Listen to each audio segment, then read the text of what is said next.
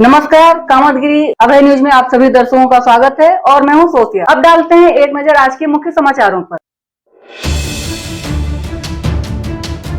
अब समाचार विस्तार से। मिलते हैं छोटे से ब्रेक के बाद और आप देखते रहिए Abhay TV. Shreeji international public school हमारी संस्था CBSE से मान्यता प्राप्त है, जहां विशाल भव्य भवन में प्ले ग्रुप से इंटरमीडिएट की शिक्षा कुशल अध्यापक अध्यापिकाओं द्वारा दी जाती है। प्राकृतिक वातावरण में अवस्थित बच्चों को उच्च गुणवत्ता की शिक्षा प्रदान करने की एकमात्र संस्था। हमारे यहाँ इंटरमीडिएट कक्षाओं में भौतिक विज्ञान, रसायन विज्ञान और जीव विज्ञान की आधुनिक तकनीक से सुसज्जित प्रयोगशालाएं, कंप्यूटर लैब, शानदार पुस्तकालय, बच्चों के खेलकूद के लिए विशाल मैदान है, जहाँ बच्चों के मनोरंजन हेतु सभी प्रकार के झूले, स्लाइडिंग आदि की भव्य व्यवस्था है। तो देर किस बात की, हमारे श्रीजी इंटरनेशनल पब्लिक स्कूल में अपने बच्चों के सर्वांगीण विकास के लिए प्रवेश दिलाएं। अंग्रेजी माध्यम से संचालित हमारा विद्यालय Manikpur road, police line, Chitrakoot के सामने स्थित है। समाचार बुलेटिन में आपका पुनः स्वागत है।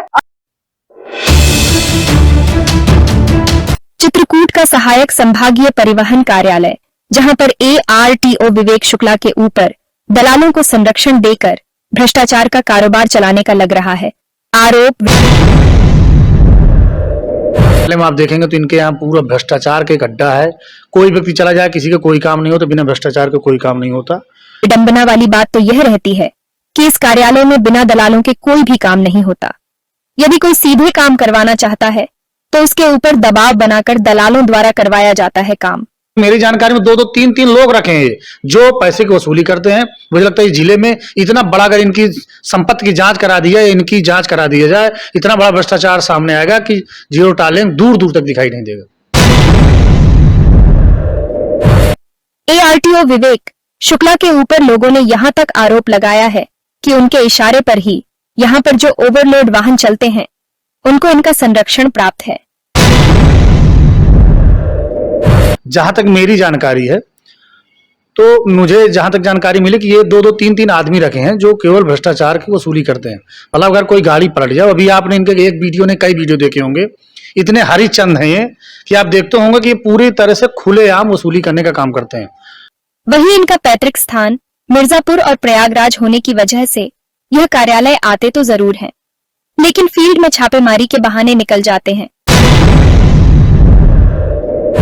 जनपद चित्रकूट में ARTO प्रशासन और ARTO फील्ड के 2 पद हैं, लेकिन चूंकि चाहे इनकी सेटिंग हो ऊपर या चाहे जो कारण हो कि ये मुख्यालय उसका फील्ड का भी यही काम देखते हैं और कार्यालय का भी काम देखते हैं, जिसके कारण ये लगातार मेरी जानकारी में लगातार अनुपस्थित रहते हैं। कार्यालय में बहुत कम कभी बैठते हैं कार्यालय।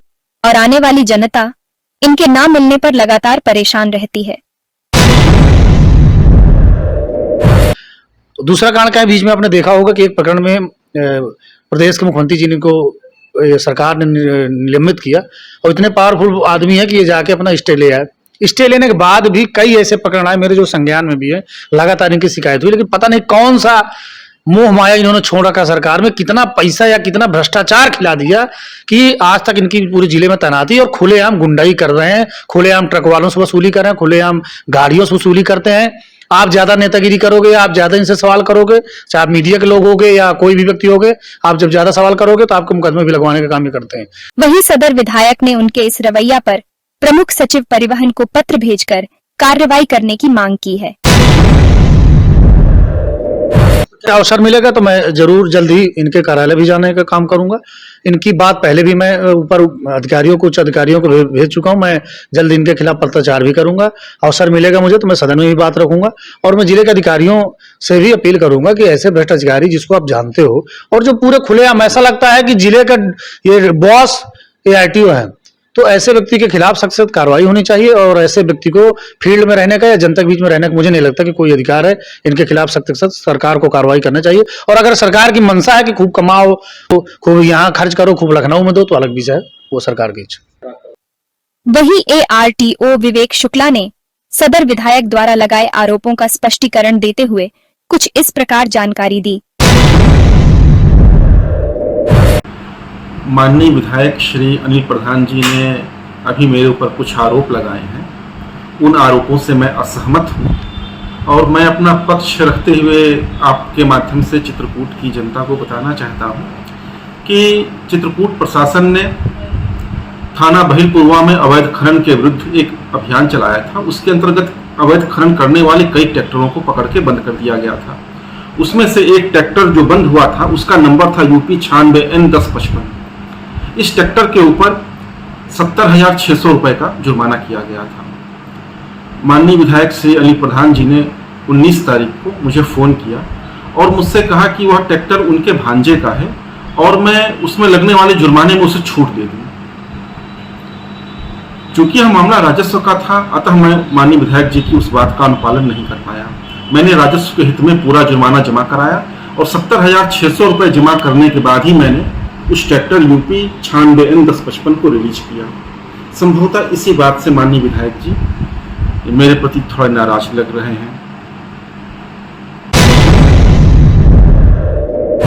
पकड़ने की आड़ में, अपने पद की आड़ में केवल भ्रष्टाचार करने का काम करते हैं। ज्यादा गुंडाई करोगे, 20 मुकदमे इन्होंने ट्रक मालिकों के खिलाफ या ट्रक के जो ड्राइवर उनके खिलाफ लिखवाए होंगे, केवल इसलिए लिखवाए होंगे कि अगर पैसा नहीं हुआ, पैसा मिल गया तो कोई बात नहीं, अगर नहीं मिला तो अपने पद का दुरुपयोग करके और जो अधिकार है उसका दुरुपयोग करके ये लोगों के खिलाफ गलत मुकदमे लिखवाने का भी काम करते हैं।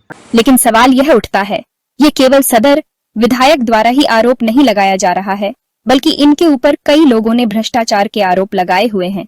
उनके द्वारा लगाए भ्रष्टाचार के आरोपों का यह स्पष्टीकरण कैसे देंगे? ऑफिस के हालात तो ये हैं कि RDO ऑफिस में जाइए, अगर पैसा दे दिए तो आपका काम होगा, अगर पैसा नहीं दे रहे हैं तो कोई काम नहीं होता है, सीधे पैसे का काम है।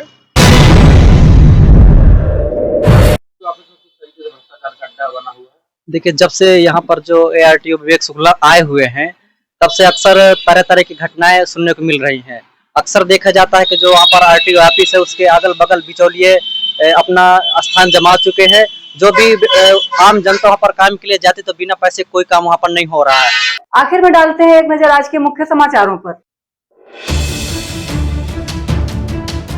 अब हमें इजाजत दीजिए, अगले समय हम फिर हाजिर होंगे पुनः कुछ खास खबरों के साथ। नमस्कार और आप देखते रहिए अभय टीवी।